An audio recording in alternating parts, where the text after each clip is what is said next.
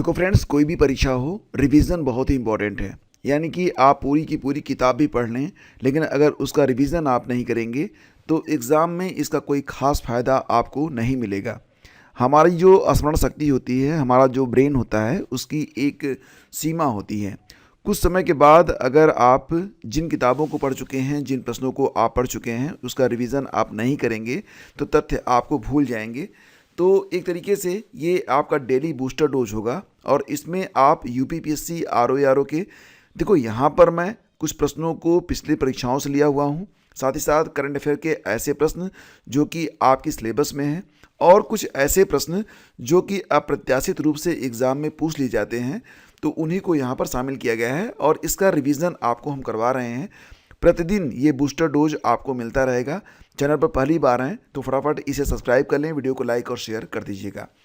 तो देखो, ये जो सीरीज चलेगी ना, इससे आपको फ़ायदा मिलेगा और डेफिनेटली मिलेगा यूपीपीएससी आरओ की परीक्षा में, यूपीएचईएससी असिस्टेंट प्रोफेसर की परीक्षा में, एलटी ग्रेड, जीआईसी और जीडीसी की तैयारी कर रहे हैं तो भी आपको यहाँ से प्रश्न देखने को मिलेंगे।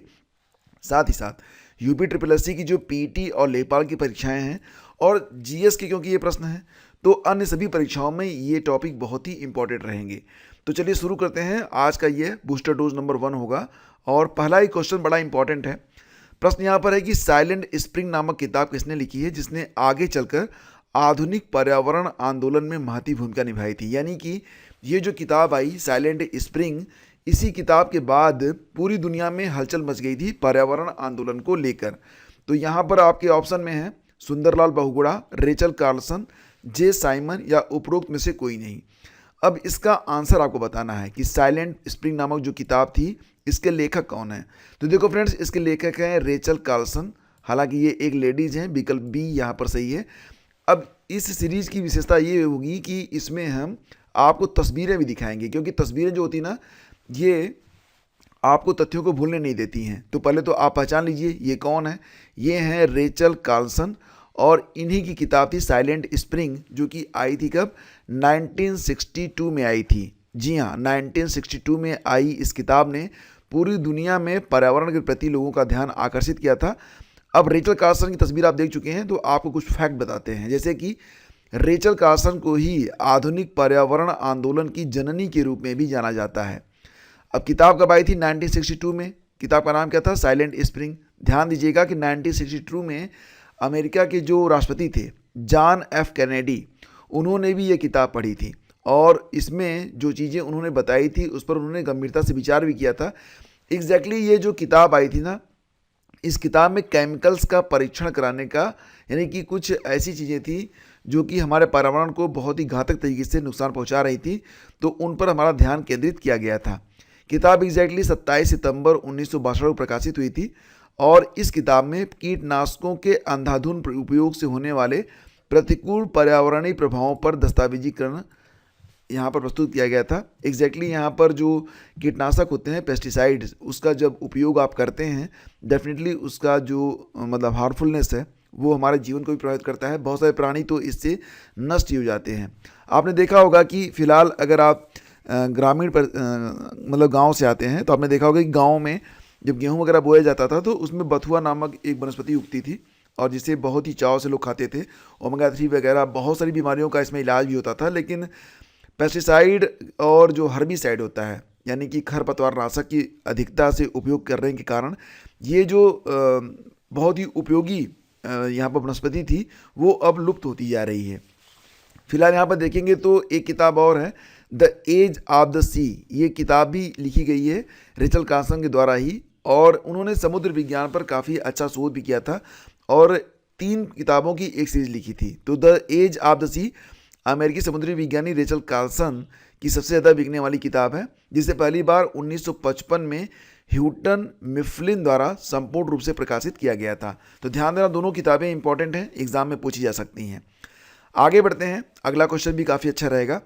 देखो, प्रश्न है कि निम्नलिखित युग्मों में कौन सा सही सुमेलित नहीं है। ये प्रश्न यूपी आरओ की परीक्षा में 2016 में पूछा गया था।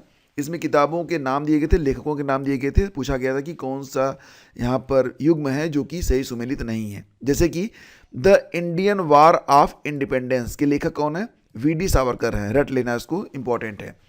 द सिपाही म्यूटिनी एंड रिवोल्ट ऑफ 1857, ये किताब आई थी, लेखक थे आर.सी. मजूमदार, ये पेयर भी सुमेलित है।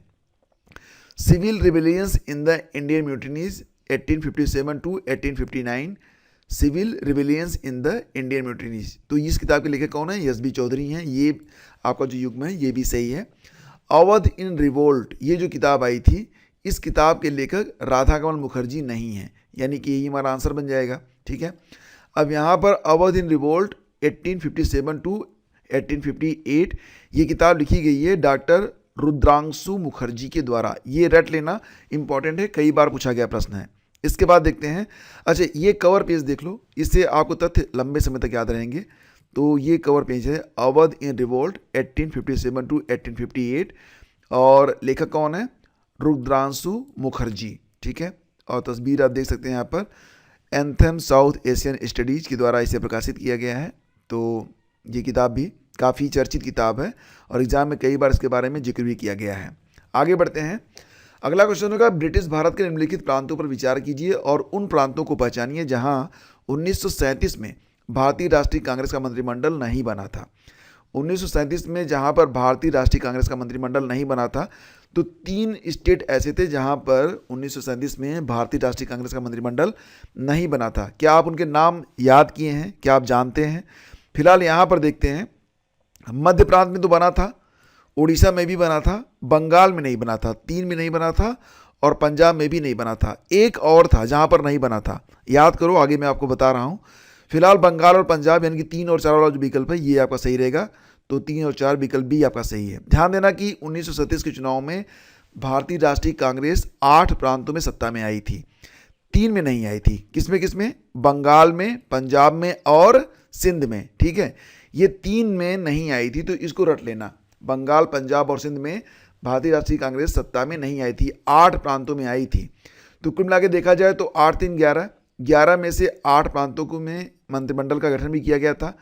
असम में उसने 108 में से 33 सीटें जीती थी, हालांकि यह सबसे बड़ी पार्टी थी, लेकिन वह मंत्रालय बनाने की स्थिति में नहीं थी। और पंजाब में मुस्लिम लीग ने यूनियनिस्ट पार्टी के साथ गठबंधन करके सरकार बनाई थी, मतलब पंजाब में जो गठबंधन बना था वो मुस्लिम लीग के द्वारा बनाया गया था, यूनियनिस्ट पार्टी के द्वारा, और सरकार बनाई गई थी।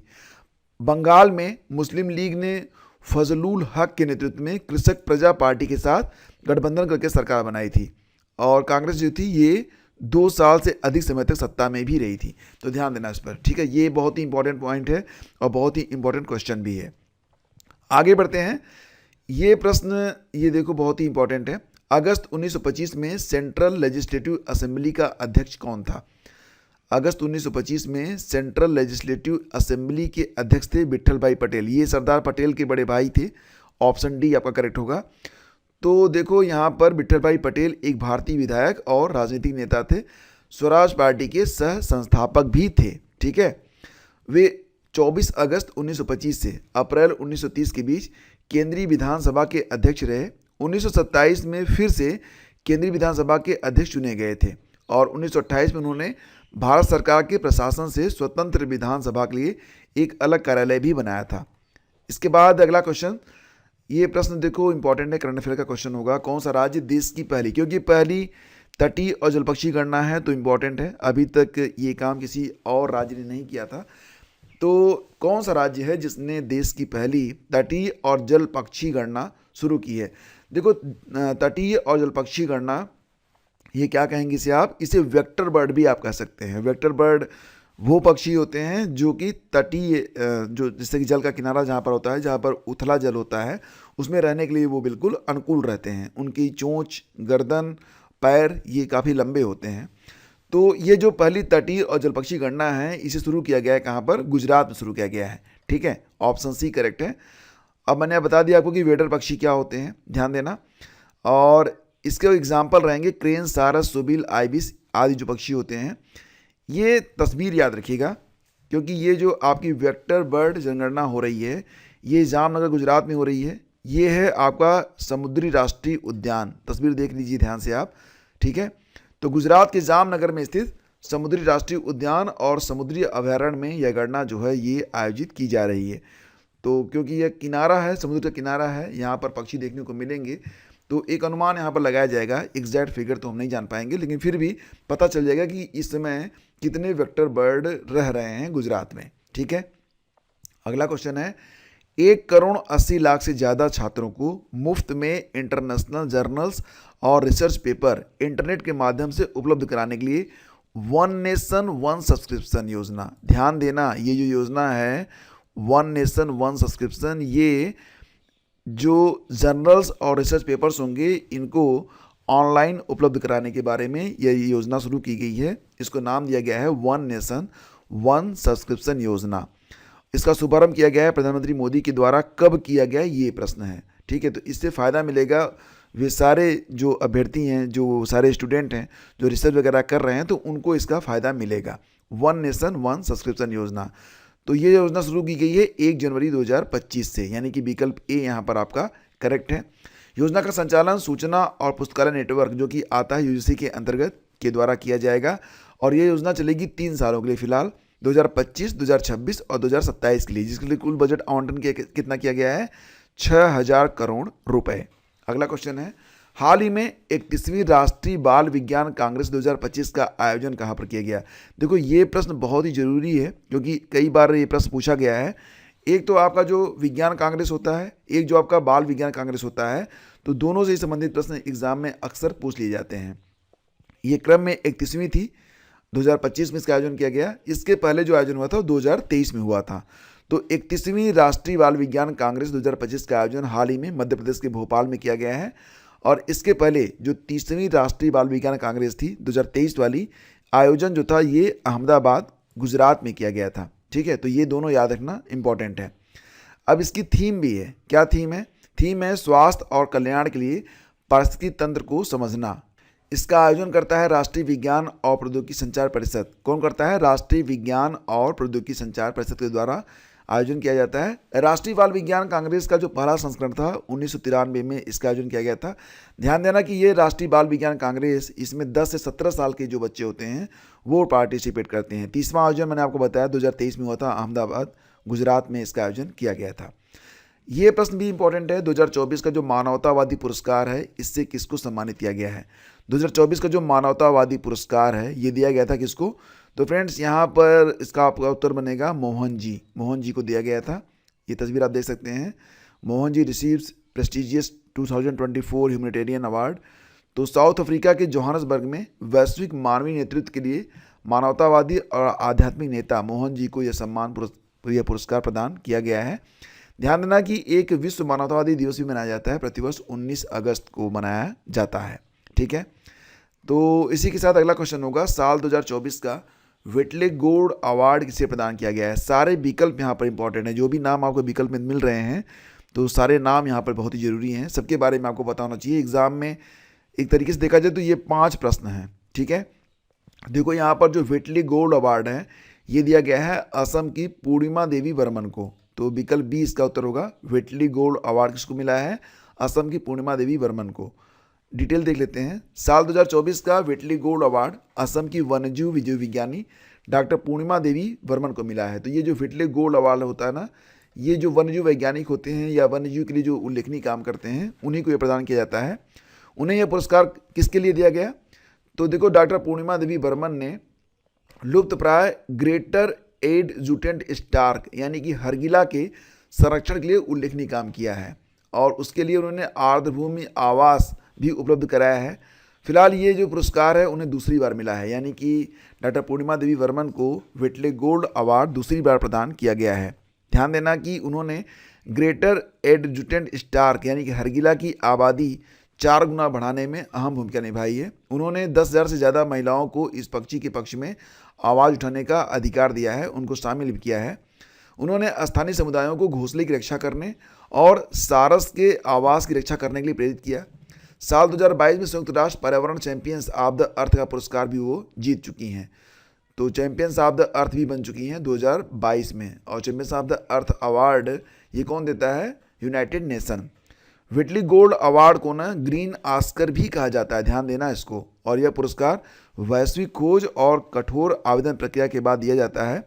विजेताओं को 1 साल के लिए परियोजना वित्त पोषण के तौर पर कितने 50,000 पाउंड प्रदान किए जाते हैं। मैंने आप लोगों से कहा था ना कि जो भी विकल्प हैं, जो नाम है बहुत इंपॉर्टेंट है। जैसे कि पहले नाम था आलोक शुक्ल जी का, तो ध्यान देना आलोक शुक्ल, इनको भी गोल्डमैन पर्यावरण पुरस्कार 2024 से सम्मानित किया गया है। ये जो गोल्डमैन पर्यावरण पुरस्कार 2024 होता है, इसे ग्रीन नोबेल प्राइज भी कहते हैं। तो आलोक शुक्ल ने जीता है गोल्डमैन पर्यावरण पुरस्कार। माइकल तालाग्रैंड, इनको एबल पुरस्कार मिला है, इसे गणित का नोबेल कहते हैं। और श्रीनिवास आर कुलकर्णी, इन्होंने जीता है सा पुरस्कार 2024, इसे पूर्व का नोबेल कहते हैं। तो सारे नाम इंपॉर्टेंट हैं, सबको आपको रटना पड़ेगा भाई। ये देखो अंतिम प्रश्न होगा, क्योंकि प्रश्नों की संख्या हम प्रतिदिन थोड़ा कम रखेंगे, क्योंकि फैक्ट बहुत ज़्यादा हो जाते हैं तो वीडियो बहुत लंबा नहीं करना चाहता, क्योंकि इंटरेस्ट भी तो होना चाहिए ना। हाँ, इससे आपको फ़ायदा डेफिनेटली मिलेगा, क्योंकि एक प्रश्न में कई सारे तथ्य हैं और तथ्यों को समझने में, रिवीजन करने में, याद रखने में आपको बहुत हेल्प मिलने वाली है। फिलहाल आपको ये बताना है कि विश्व सांख्यिकी दिवस प्रतिवर्ष कब मनाया जाता है। विश्व सांख्यिकी दिवस, तो ये प्रतिवर्ष होता है 20 अक्टूबर को। एक राष्ट्रीय सांख्यिकी दिवस भी तो होता है, कब होता है ये आप बताओ।